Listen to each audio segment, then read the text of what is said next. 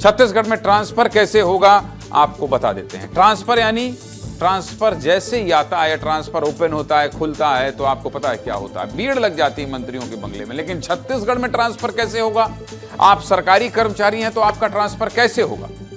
अगर आप नहीं जान रहे हैं तो नीति नई लागू हो गई है। कैसे ट्रांसफर होगा मैं बता देता हूं। विस्तार न्यूज की इस खबर को देख लीजिएगा। सोशल मीडिया पर चले जाइएगा, अगर टीवी नहीं देख पाए हैं, और सोशल मीडिया में जाके क्लिक कर लीजिएगा। पता चल जाएगा आपको कि प्रदेश में सरकारी कर्मचारी हैं तो ट्रांसफर कैसे होगा।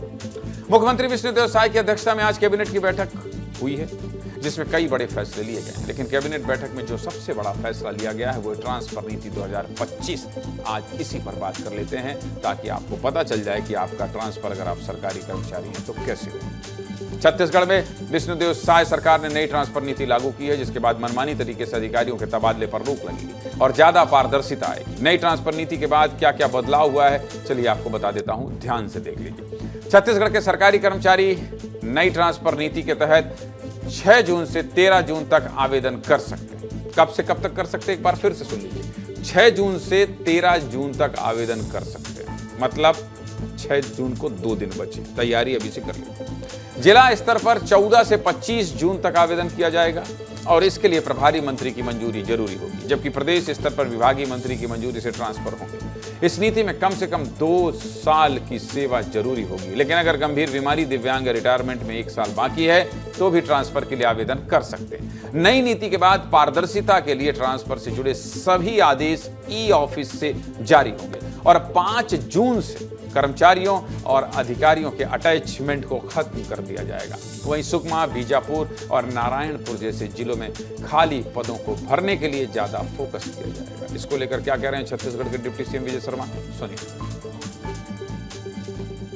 2025 के लिए एक स्थानांतरण नीति विशेष रूप से, जिसमें जिला स्तर पर 14 जून से 25 जून तक प्रभारी मंत्री के द्वारा स्थानांतरण किए जा सकेंगे। इसमें विशेष यह है कि हमारे सुकमा, बीजापुर, नारायणपुर ऐसे जिलों में भी लोगों को भेजने की कोशिश हम करेंगे और वहां पर भी पदस्थापना की जाएगी ताकि प्रशासन और करीब पहुंच सके उन नक्सल क्षेत्रों में भी जहां पर प्रशासन को और पहुंचने की आवश्यकता भी महसूस होगी।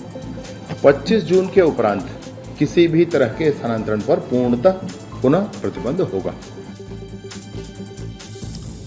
पिछले 3 सालों से नई तबादला नीति पर प्रतिबंध लगा हुआ था। छत्तीसगढ़ कर्मचारी अधिकारी फेडरेशन इस प्रतिबंध को हटाने की लगातार मांग कर रहा था। ऐसे में फेडरेशन ने नई ट्रांसफर नीति लागू करने का स्वागत किया और मुख्यमंत्री विष्णुदेव साय का आभार जताया है। इसको लेकर क्या कह रहे हैं अधिकारी कर्मचारी फेडरेशन के प्रांतीय संयोजक कमल वर्मा, सुनिए।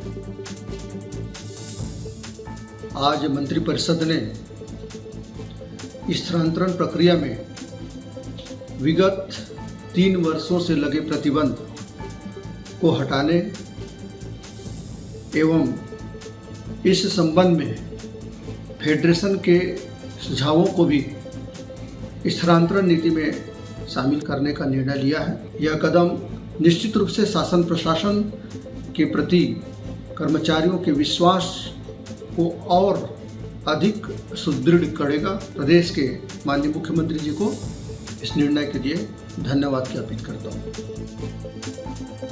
ट्रांसफर कब होगा ये खुलने के लिए आप बहुत इंतजार करते हैं, इसलिए मैंने आपको तारीख, कब तक खुलेगा, कब बंद होगा, कब पूर्णतः प्रतिबंध होगा, सब कुछ बता दिया, क्योंकि आपके काम की खबर